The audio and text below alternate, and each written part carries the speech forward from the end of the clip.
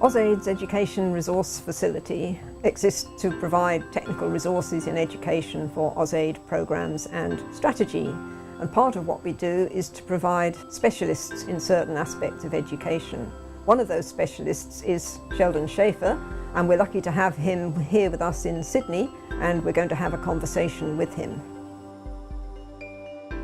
Sheldon, we've known each other a long time, but a question that I've never asked you is what first sparked your interest in early years, early childhood education and development?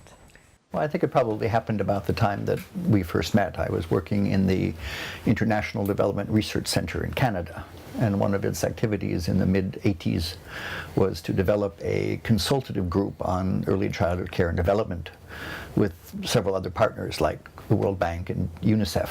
And that was really the beginning, I would say, of the strengthening of the community of people interested in early childhood development. You had some of the great leaders of the field at the time involved in that, in Ottawa, and later in New York. But it was at a time then, over the next 5 or 10 years, the number of agencies, the number of people, the amount of research, the amount of information about early childhood just blossomed. But a lot of the big international donors, bilateral and multilateral, haven't really invested in early childhood development or early childhood education. Why do you think that's so? Why has it taken them a long time to mirror that thinking?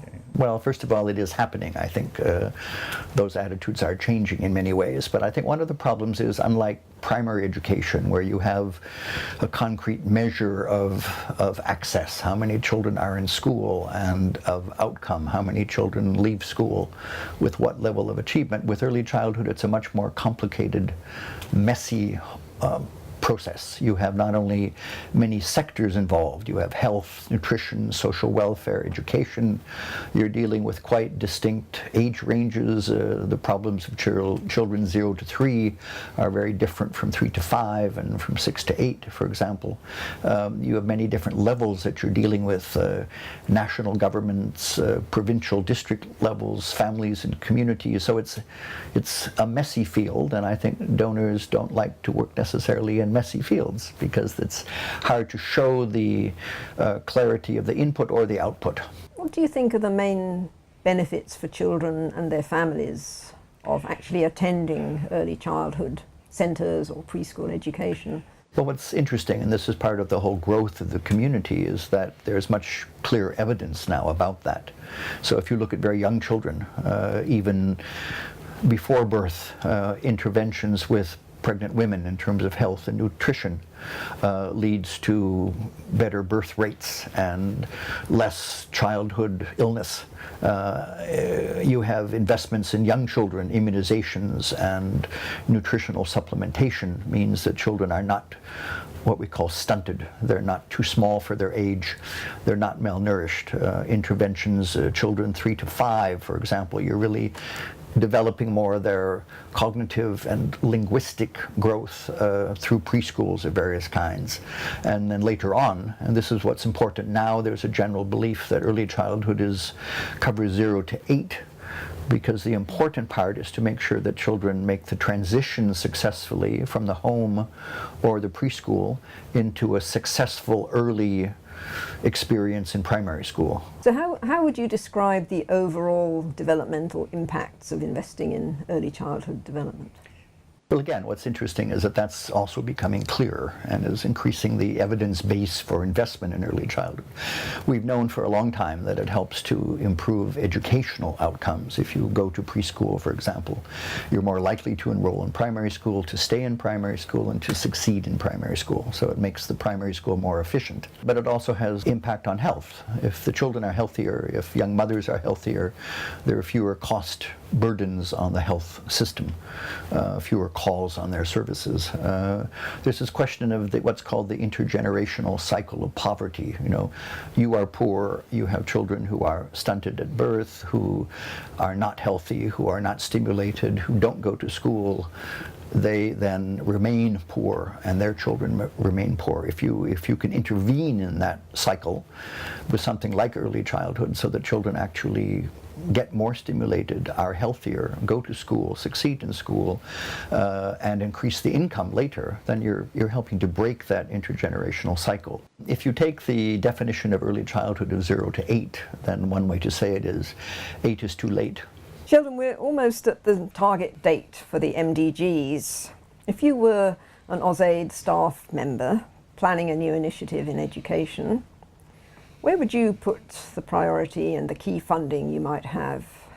Well, that's an important question because, in fact, there's a lot of discourse now around what the development agenda should look like after 2015 and what should be the role of education and early learning and early childhood development in that agenda.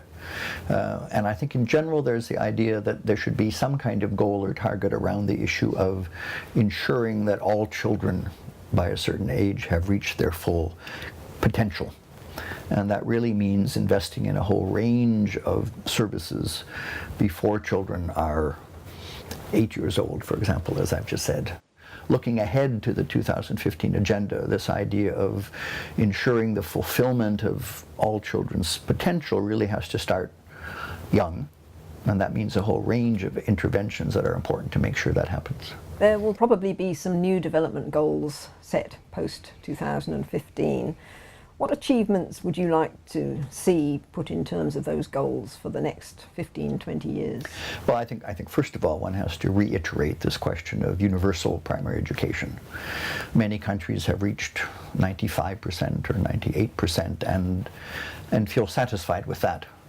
When, depending on the size of the country, that might mean that there are still hundreds of thousands of children not yet in school. So how do you make sure you try to really try harder to get that final 2% or 5%, which is more difficult, more expensive, but I think simply has to be done? How do you make education which is truly inclusive, broadly defined? How do you try to make sure that education and schools are actually welcoming difference and diversity in the classroom? You know, we talk about tolerance. I think that's a very weak word. You know, I can tolerate you, but I really don't like you, you know. But if we're talking about respecting or celebrating or welcoming children who are different, whether it's by language or poverty level or boys and girls or ability and disability, how do you make systems that are truly inclusive and happily inclusive? How do you get teachers to want a class that's heterogeneous? How do you get teachers to see that diversity in a classroom is not a problem? It's an opportunity for better education. I think that's important. Sheldon, what have you enjoyed about doing your work for AusAid over the last few months? Well, I think a couple of things. One, I haven't known the program very well in the past, and so it's been very interesting to me to understand better what AusAid, with a growing program, and I would say a more complicated program, is actually trying to do. Especially in the field of early childhood, it's a growing field, I have a feeling, and so being able to be part of that process by working especially with the AusAid staff who are interested in early childhood, being able to write background papers for them, being able to comment on draft programs, I think that it's what I like to do. And working as an ERF specialist, is that turning out how you expected it to be? Well, I think it has. And the assignments have been interesting, challenging often, and I've learned a lot in the process. Well, the ERF is very glad that you failed to retire and you've chosen to join us. Thank you for the work you've been doing, and thank you for this conversation. Oh, thank you.